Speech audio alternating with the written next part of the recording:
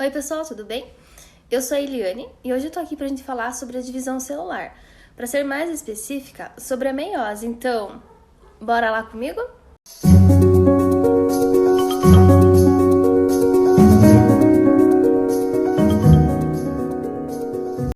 Então, diferentemente da mitose, a meiose ela não vai formar apenas duas células. Ela vai formar 4 células filhas e ela é dividida entre meiose 1 e meiose 2. A meiose 1 ela é chamada da fase reducional, porque no final do processo, as células filhas terão a metade da quantidade de cromossomos da célula mãe, ou seja, 23 cromossomos.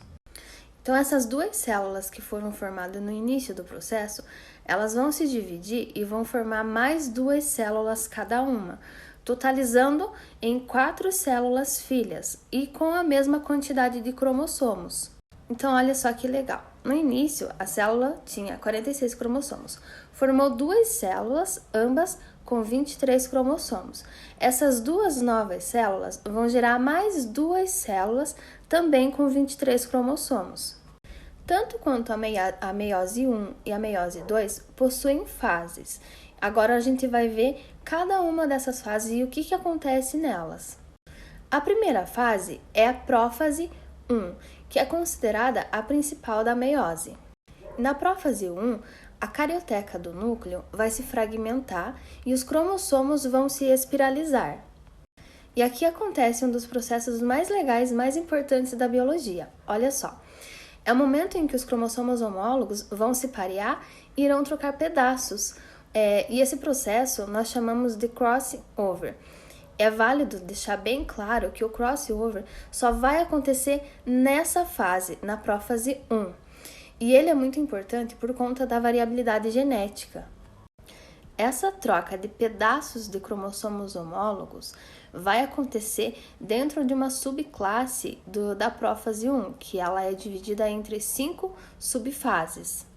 E a subfase que vai acontecer essa troca é chamada de paquíteno.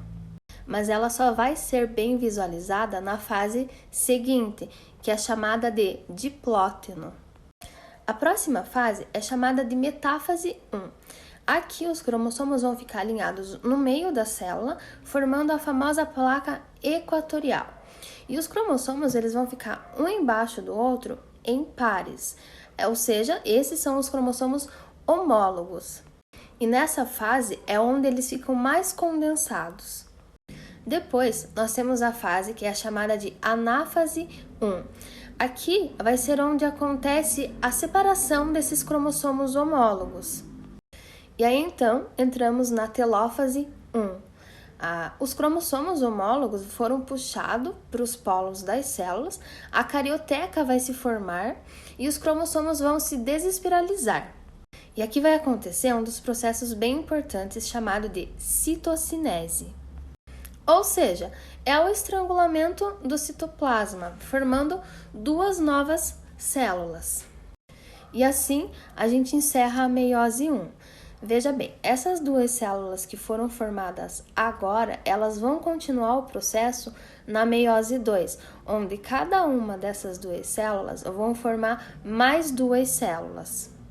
Então, agora a gente vai entrar na meiose 2, que é chamada de fase equacional. Tá?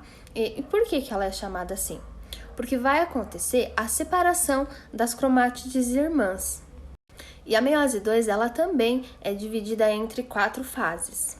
E começando na prófase 2. Aqui acontece a espiralização dos cromossomos, a carioteca se desfaz e o nucleolo desaparece. Mas nessa fase não vai acontecer o crossover.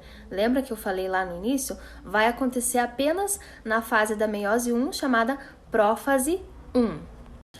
A próxima fase é a metáfase 2. Aqui os cromossomos voltam ao polo equatorial, com as cromátides ainda unidas pelo centrômero, que se liga às fibras do fuso, e acontece então a formação da placa equatorial. A diferença dessa fase para a metáfase 1 é que agora os cromossomos não estão pareados, e sim aliados um em cima do outro.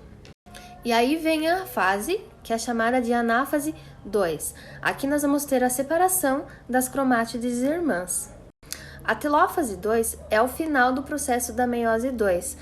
Aqui o citoplasma da célula vai sofrer uma divisão, que pode ser de dentro para fora, como ocorre nos animais, e chamamos de citocinese centrípera, ou ela também pode acontecer de dentro para fora, que aí nós chamamos de citocinese centrífuga, e isso normalmente acontece nas células vegetais.